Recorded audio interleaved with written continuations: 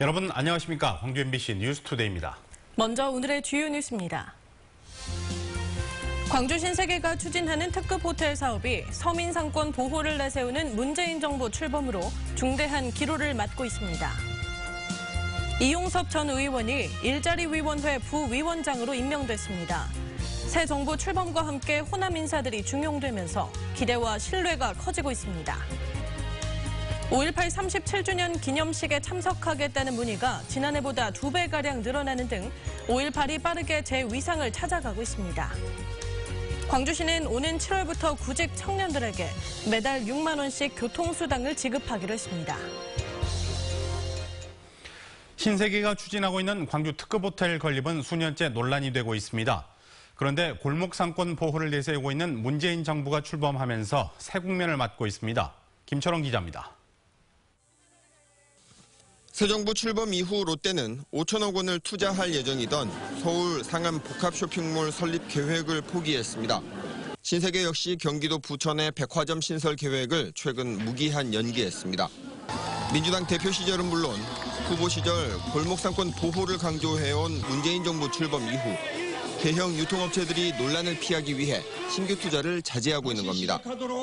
대기업 복합 쇼핑몰 이점으로 우리 50대, 60대 자영업자들이 일방적인 피해를 입지 않도록 제가 각별히 챙기겠습니다. 신세계가 광주에 추진 중인 특급 호텔 쇼핑몰 복합시설 건립도 안개 속입니다. 문 대통령이 이미 선거 기간의 반대 입장을 분명히 한 데다 민주당 을지로위원회 초대위원장인 우원식 의원이 당 원내대표로 선출됐기 때문입니다. 청와대는 물론 여당 내에서도 소상공인 보호 기조가 한층 더 강화될 거란 전망이 지배적입니다. 이에 대해 광주 신세계는 대외적인 분위기가 좋지 않은 건 사실이지만 연기 또는 포기를 검토하고 있지 않다며 사업 추진 의지를 밝히고 있습니다. 그러면서도 중소상인 상생 방안이나 교통 대책 등 광주시가 요구한 보완책 마련에 대해선 아직 이렇다 할 답변을 내놓지 않고 있습니다. 민주당 소속인 윤장현 광주시장이 내년 지방선거를 앞두고 서둘러 인허가를 결정하진 않을 거란 전망 역시 특급 호텔 건립을 불투명하게 하는 요인입니다. MBC 뉴스 김철원입니다. 오늘은 어제보다 옷차림 가볍게 하셔도 되겠습니다. 한낮에는 덥게도 느껴지겠는데요. 다만 현재 출근길에는 안개를 주의하셔야겠습니다. 전남 보성과 영광에 안개주의보가 내려진 가운데 그 밖에 내륙 곳곳에서도 안개가 많이 끼어 있습니다. 교통안전에 주의하셔야겠습니다. 오늘 광주의 낮 최고 기온은 26도로 어제보다 1도가량 높겠습니다. 점차 기온이 더 올라서 모레 금요일에는 30도 안팎에 머물겠는데요. 한낮에는 햇볕도 강하게 내리쬐면서 자외선 지수도 높겠습니다. 다만 아침과 저녁으로는 여전히 서늘한 만큼 일교차가 크니까요. 건강관리 잘 해주셔야겠습니다. 현재 기온 보시면 영광이 12.3도, 담양이 8.1도, 화순이 9도로 출발하고 있고요. 낮 기온은 장성과 담양, 화순 25도로 예상됩니다. 대부분 지역 어제보다는 1도에서 2도가량 높겠습니다. 곡성과 구례가 25도, 보성이 24도로 평년 기온을 살짝 웃돌 것으로 예상됩니다. 날씨였습니다. 문재인 대통령이 호남 인사들에게 잇따라 중책을 맡기고 있습니다. 경제부총리 후보로 거론되던 이용섭 전 의원이 일자리위원회 부위원장직을 맡았는데요. 새 정부 출범과 함께 나타난 변화에 기대와 신뢰가 커지고 있습니다. 윤근수 기자입니다. 문재인 대통령이 이용섭 전 의원을 일자리위원회 부위원장으로 임명했습니다. 일자리 대통령을 강조해온 문재인 대통령이 첫 번째 업무 지시로 일자리위원회 구성을 지시했고 스스로 위원장을 맡을 정도로 중요하게 생각하는 자리입니다. 여러 부처에 산재되어 있는 일자리 관련 정책들을 체계적으로 조율하고 조정하는 내용을 포함하고 있기 때문에 무게감 있는 인사가 필요하다는. 문 대통령은 이 부위원장을 대통령 비서실의 정무특보로도 임명해서 힘을 실어줬습니다. 이 부위원장은 경제부총리 후보로 거론되기도 했지만 이미 호남 총리를 지명한 점 때문에 다른 역할을 맡긴 것으로 보입니다. 이낙연 총리 후보자 지명에 이어서 일자리 부위원장 발탁까지 인사를 통해서 후보 시절의 약속을 지켜가는 대통령에 대해서 호남의 신뢰감은 높아질 것으로 보입니다. 광주시도 한때 시장 자리에 도전했던 이 부위원장이 광주형 일자리 모델을 성공시키는데 역할을 해주기를 기대하고 있습니다. 한편 대통령은 천주교 광주대교구의 김희중 대주교를 교황청 특사로 파견하기로 했습니다. MBC 뉴스 윤문수입니다. 광주시는 고용 관련 기관들과 일자리 창출 점검 회의를 열고 새 정부의 일자리 정책에 선제적으로 대응해 나가기로 했습니다.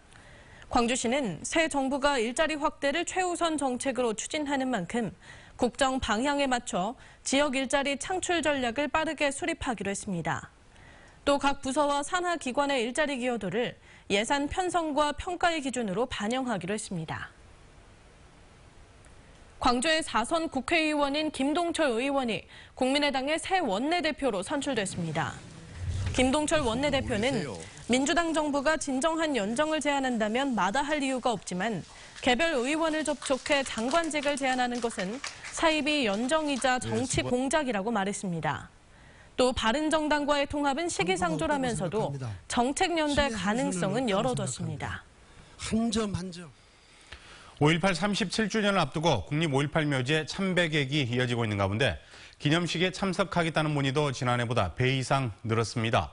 오늘 전야제와 내일 기념식에는 민주가족이 대거 참석하는 등 5.18이 빠르게 재위상을 찾아가고 있습니다. 송정근 기자입니다. 국화꽃을 들고 있는 어린 학생들이 엄숙한 표정으로 5월 영령에게 인사합니다. 80년 그날을 기억하고 있는 5월 유족에게 당시의 생생한 이야기를 듣기도 합니다.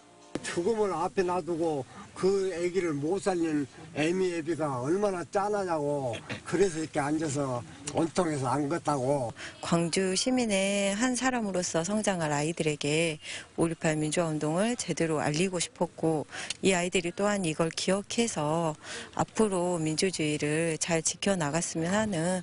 지난 주말에만 14만여 명에 가까운 시민들이 국립 5.18 묘지를 참배하는 등 추모 분위기가 고조되고 있습니다. 이명박 박근혜 정부 시절 반쪽에 머물렀던 5.18의 위상이 올해는 빠르게 제자리를 찾아가고 있습니다. 5.18 기념식에 참석하겠다는 문의가 지난해 4,000명에서 올해는 이미 8,000명을 넘어섰습니다. 문재인 대통령이 참석한 가운데 모든 참석자들이 이물리한 행진곡을 재창하는 모습을 9년 만에 볼 수 있기 때문입니다. 문 대통령이 5.18 기념사에서 또 어떤 메시지를 내놓을지 주목되는 것도 참석 문의가 이어지는 이유입니다. 특히 올해 5.18 전야제에는 백남기 농민가족과 세월호 유가족 등 국가폭력에 희생당한 민주가족들이 대거 참여하는 치유와 연대의 장으로 꾸며집니다. 연대의 정신도 있고요. 그때 화해하고 이제는 새로운 민주가 들어섰기 때문에 치유를 해야 될 시기가 됐지 않냐 해가지고 그런 분들하고 같이 이렇게 하려고 했습니다. 이명박 박근혜 정권 아래에서 태행을 거듭했던 5.18이 문재인 정부 출범으로 새로운 전환점을 맞이하고 있습니다. MBC 뉴스 송정근입니다. 박성인 코스모스 극단 대표와 헌터리 목사가 5월 어머니상을 받았습니다. 5.18 당시 시민수습대책위원으로 활동한 박석인 대표는 연극으로 5.18을 알리는 데 앞장서 왔고 헌터리 목사는 5.18 당시 기독병원에서 부상자들을 돌보고 5.18을 세계에 알린 공을 인정받았습니다. 5월 어머니 집은 5.18을 마당극으로 만들어 일본과 동포사회에 알린 히가시 쿠조 마당 축제는 단체상을 시상했습니다.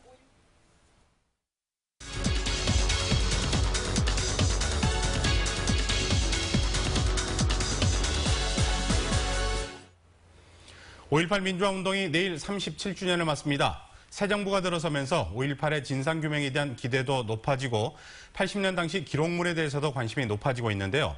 5.18 민주화운동 기록관의 이덕재 학예사 모시고 자세한 이야기 나눠보도록 하겠습니다. 어서 나십시오. 안녕하십니까. 네, 5.18 기록관이 이제 개관 2주년을 맞이했는데 어떤 기록물들이 보관되어 있는지 설명해 주시죠. 예, 5.18 민주화운동 기록관이 민주화운동 기록물이 유네스코 세계 기록유산으로 등재된 꼭 6년이 되었습니다. 그리고 말씀하신 대로 개관 2년이 되었는데요.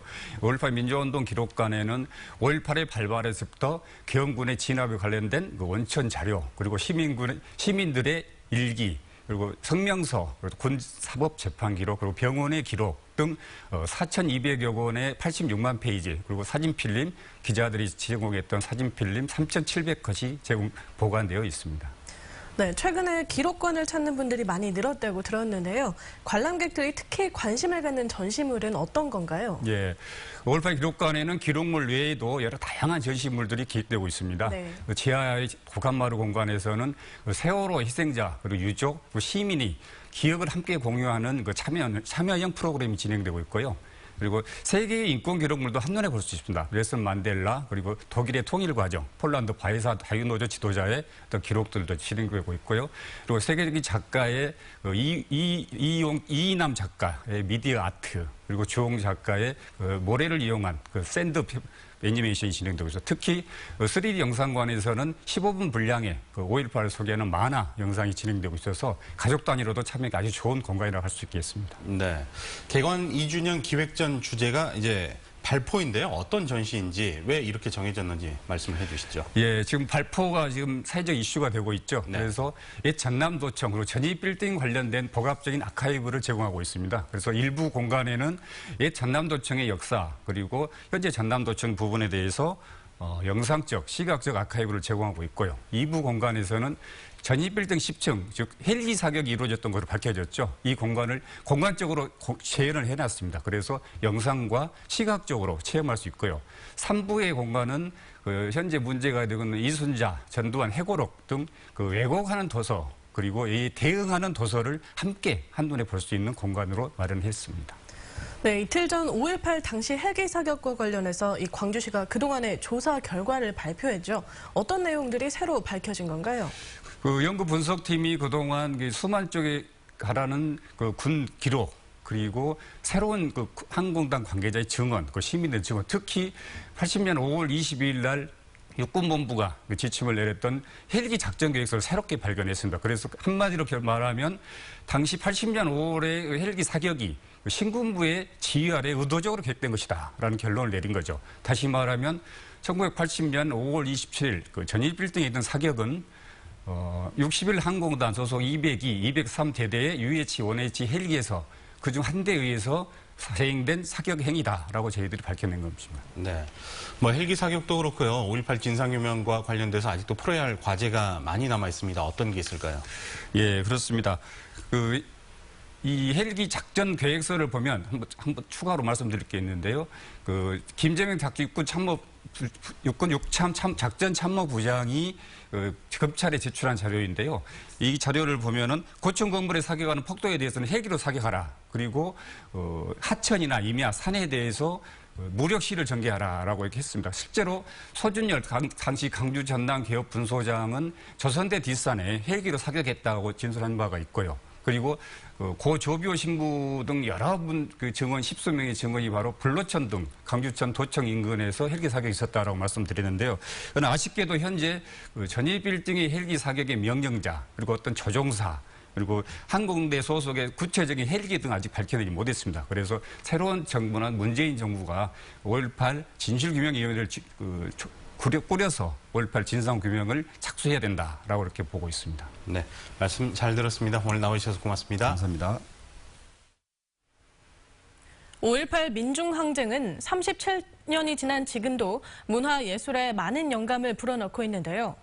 지난해 제1교포 출신의 거장 김홍재 지휘자를 상임 지휘자로 맞은 광주시립교향악단은 5.18 37주년을 맞아 특별한 연주회를 준비하고 있습니다. 보도에 박수인 기자입니다. 스탈린 치하의 옛 소련에서 쇼스타코비치가 작곡한 교향곡 5번 혁명. 당국의 비평과 예술의 자유 사이에서 고뇌했던 거장의 작품이 광주시립교향악단의 5.18 37주년 헌정곡으로 선정됐습니다. 지난해 광주시향 주희봉을 잡은 제1교포 출신 김홍재 지휘자가 광주에서 처음으로 만든 5.18을 기념하는 곡이기도 합니다.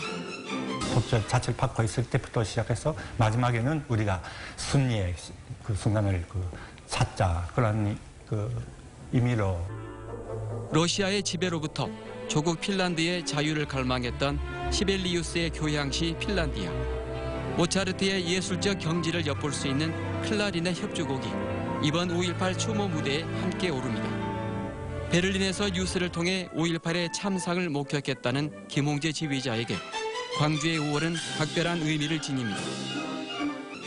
끝까지 저항했던 그런 간주 시민들 모습을 보고 참 우리가 감동받았고 앞으로 이런 일이 없도록 하기 위해서도 시민들에게 큰 힘을 낼 수 있도록 50년 넘게 무국적 조선인으로 살며 국경과 이념의 벽을 넘나든 김홍재 지휘자. 그와 함께 호흡을 맞춘 광주시향이 5.18 37주년을 어떻게 기념할지 기대를 모으고 있습니다. MBC 뉴스 박수인입니다.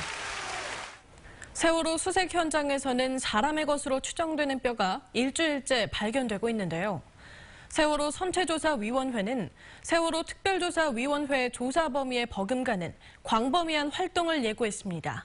김진선 기자가 보도합니다. 세월호 선체 3층에서 사람의 것으로 추정되는 뼈 11점이 추가로 발견됐습니다. 일반 승객이 머물렀던 3층의 에스컬레이터 부근에서 최근 3일 동안 30점 이상의 뼈가 수습된 겁니다. 그 잠수사들이 뒤질 만큼 뒤져서 더 이상 뒤질 수가 없다는 자리에서 지금 어제 오늘 많이 나와요 지금. 미수습자 가족들은 한 달가량이 소요될 DNA 감식 결과에 집중하고 있습니다. 현장 수습본부는 3층에서도 온전한 사람 형태의 유골이 수습됐다는 일부 보도는 사실이 아니라며 DNA 검사를 통해 신원이 확인되기 전까지 한 사람의 것으로 단정할 수 없다고 밝혔습니다. 특별법 시행령 통과 이후 첫 회의를 마친 세월호 선체조사위원회는 세월호가 일본에서 도입된 경위부터 다시 살피겠다고 밝혔습니다.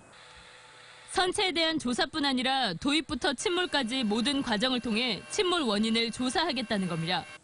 수중에서 선체에 100개 이상의 구멍을 뚫고 구조물을 훼손하는 등 진상규명을 어렵게 한 인양 공정의 문제도 빼놓지 않았습니다. 근거에 대한 훼손이 심해져서 진상규명이 어려워지는 그런 증거 훼손의 문제가 있기 때문에 그런 차원에서 조사를 하겠다 이런 말. 선조위는 진상규명 활동 역시 미수습자 수습을 최우선적으로 진행한다는 원칙을 분명히 했습니다. MBC 뉴스 김진선입니다. 비정규직 철폐를 위한 광주 만원 행동이 최저임금 10,000원과 비정규직 철폐를 촉구했습니다.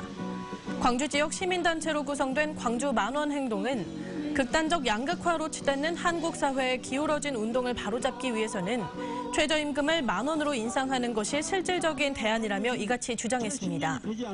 또 청년 실업 문제를 해결하지 않고서는 미래도 없다며 비정규직 철폐도 함께 주장했습니다. 광주시는 오는 7월부터 구직 청년들에게 교통수당을 지급한다고 밝혔습니다. 교통수당은 1인당 6만 원씩 교통비를 카드에 적립해주는 방식으로 지급되고 중위소득 70% 이하 가구의 미취업 청년이 지원 대상입니다. 광주시는 정부의 동의를 거침에 따라 5월 중에 모집 공고를 낸 뒤 지원 대상자 900명을 선정할 계획입니다.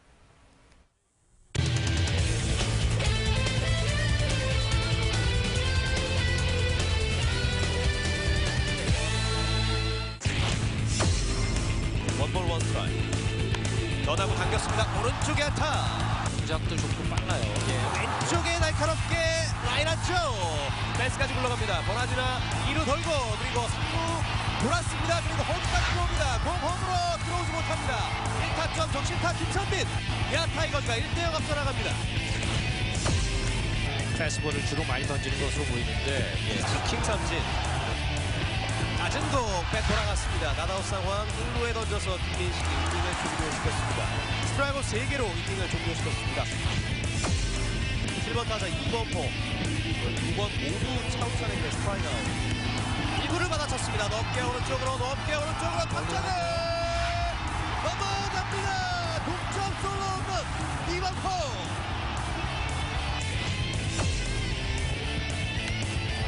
오른쪽 떠갑니다. 멀리 날아갑니다. 오익수 뒤로 갑니다. 탑장을 맞고 떨어집니다. 안치홍 1루 밟고 그리고 2루 맞아 돌아서 3루로 뛰고 있습니다. 3루까지 안치홍의 3루타.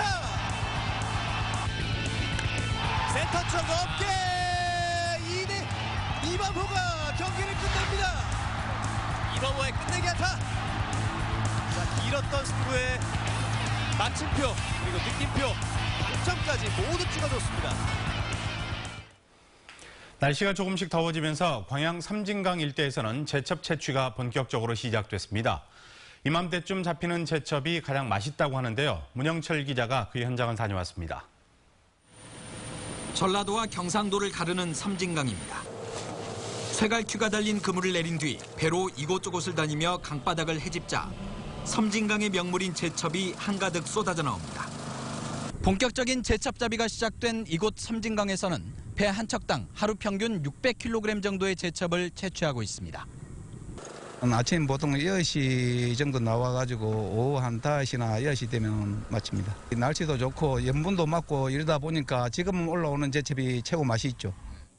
올해 섬진강에서 채취되는 제첩은 지난해보다 10% 정도 늘어난 700톤 정도로 예상됩니다.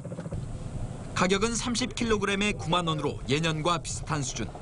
보양식으로 인기가 높아 잡히기 무섭게 전국 각지로 팔려나갑니다. 갱물하고 민물하고 이 섞이는 지점에서 나오는 것이라 이 섬진강 특유의 향이 납니다. 제첩에서. 그래서 뭐 전국적으로 지금 없어서 못 파는 지경입니다. 여름을 앞두고 시작된 섬진강 제첩잡이는 10월 중순까지 계속됩니다. MBC 뉴스 문형철입니다. 조선대학교는 오는 19일부터 사흘 동안 교내 장미원 일대에서 제15회 장미축제를 엽니다. 장미 빛으로 물들다를 주제로 열리는 이번 축제는 220여 종 17,000여 송이의 다양한 장미가 주민들에게 선보이고 이인남 작가의 미디어아트 공연과 버스킹 공연 등 다양한 볼거리가 제공됩니다. 또 전남 지역 16개 시군이 특산품을 판매하고 외국인 무료 치과 검진과 장미 책방 등 부대 행사가 열립니다.